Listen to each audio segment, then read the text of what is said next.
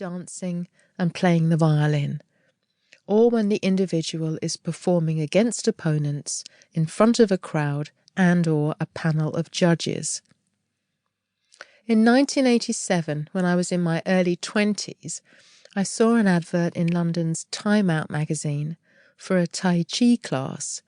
and I instinctively knew that it would give me a centre point for my life, something to anchor me and hold on to, something to make me stronger. I started training because I believed that if I could begin to feel at home in my body, then I would be more confident. From the first class, I was introduced to a world of stillness, movement, and the aesthetics of power,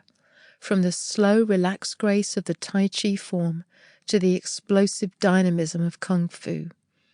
I remember being obsessed for 2 whole years trying to learn the beautiful yet devastating dragon fist of Chinese Xingyi boxing,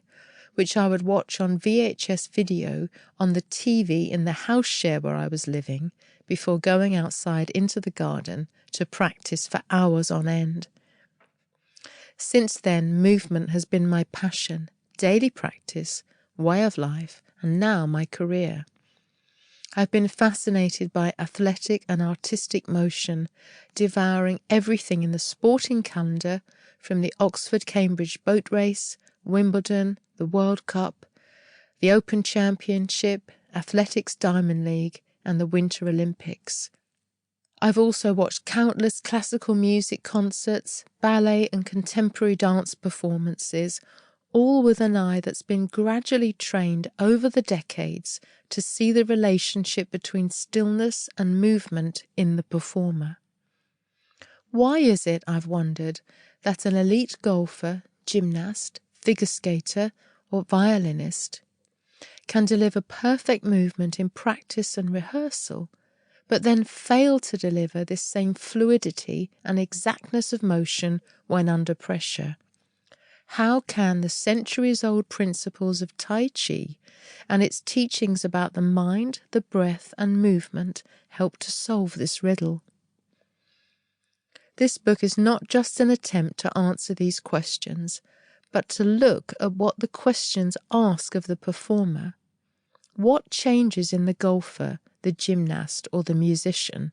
to warrant a sometimes dramatic change in their ability to move with fluidity during performance?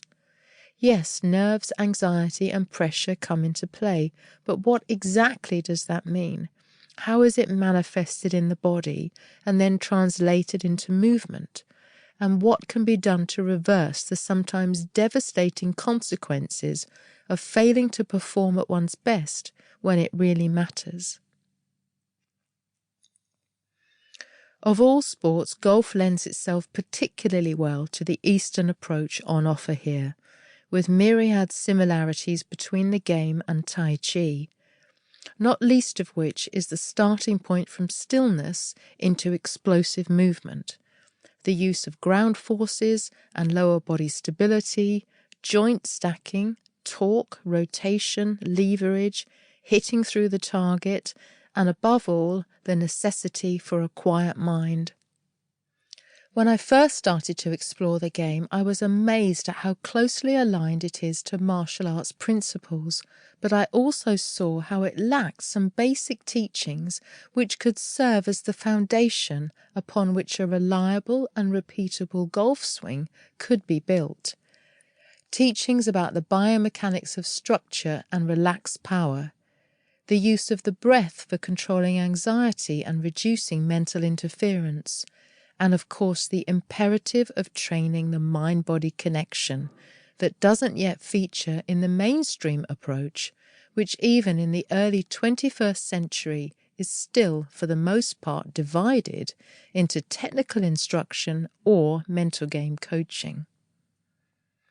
For the past 7 years, I've been working on how to bring the Eastern principles of the mind-body connection to golfers across the world in the form of detailed written instruction, having worked on the method itself since 2002. With countless drafts and rewriting of the material, it became apparent